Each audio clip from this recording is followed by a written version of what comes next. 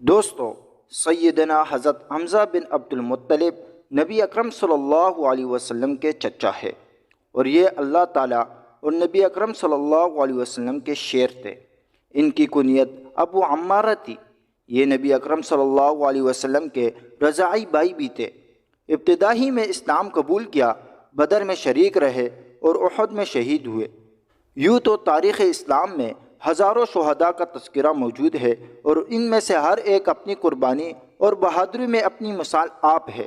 مگر نبی اکرم صلی اللہ علیہ وسلم کی دربار سے جس ذات عالی کو ان تمام شہداء کا سردار ہونے کا اعزاز عطا کیا گیا، وہ سیدنا امیر حمزہ رضی اللہ تعالیٰ عنہ کی ذاتی بابرکت ہے۔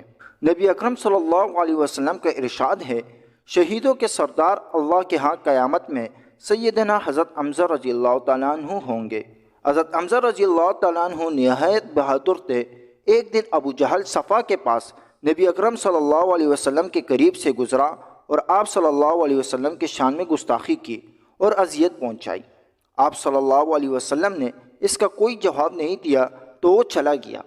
تھوڑی دیر میں حضرت حمزہ تیر کمان لگائے ہوئے شکار سے واپس آئے۔ یہ قریش کے سب سے بہادر اور حوصلہ مند جوان سمجھے جاتے تھے۔ ان کو عبداللہ بن جدعان کی باندی نے سارا ماجرا بتایا۔ وہ غصے میں اسی وقت مسجد حرام میں داخل ہوئے اور دیکھا کہ ابو جہل اپنے آدمیوں کے حلقے میں بیٹھا ہوا ہے۔ حضرت حمزہ اس کے قریب گئے اور بالکل سر پر کھڑے ہو کر یہی کمان اس کے سر پر دے ماری اور اسے زخمی کر دیا، اور کہا، تمہاری یہ جرت کہ تم میرے بھتیجے کو برا بلا کہو اور گالی دو، حالانکہ میں انہی کے دین پر ہوں اور جو وہ کہتے ہیں وہی میں کہتا ہوں۔ ابو جہل خاموش رہا۔ حضرت حمزہ رضی اللہ تعالیٰ عنہ اسلام لے آئے۔ بدر میں حضرت حمزہ رضی اللہ تعالیٰ عنہ کے شیرانہ حملے سے کفار سخت پریشان تھے۔ جس پر تلوار اٹھاتے اسی کی لاش زمین پر نظر آتی۔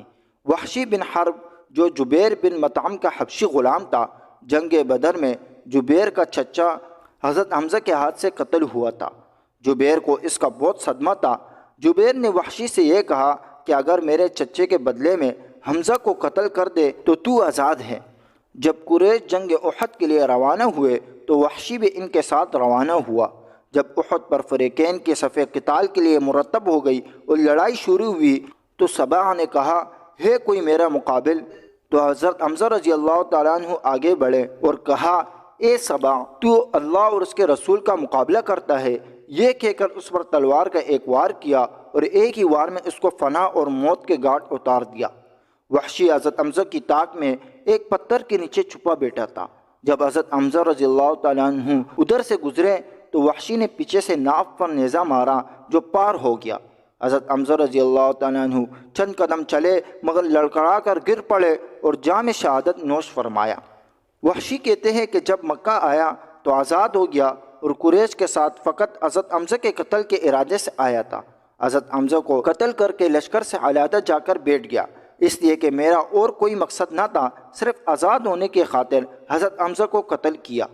فتح مکہ کے بعد طائف کے جماعت کے ساتھ وحشی بارگاہ رسالت میں مدینہ منورہ اسلام لانے کے غرض سے حاضر ہوئے۔ لوگوں نے ان کو دیکھ کر عرض کیا، اے اللہ کے رسول، یہ وحشی ہے، یعنی آپ کے چچا کا قاتل۔ آپ صلی اللہ علیہ وسلم نے فرمایا، اس کو چھوڑ دو۔ ایک شخص کا مسلمان ہونا میرے نزدیک 1000 کافروں کے قتل سے کہیں زیادہ محبوب ہے۔ اس کے بعد آپ نے وحشی سے حضرت حمزہ کے قتل کا واقعہ پوچھا۔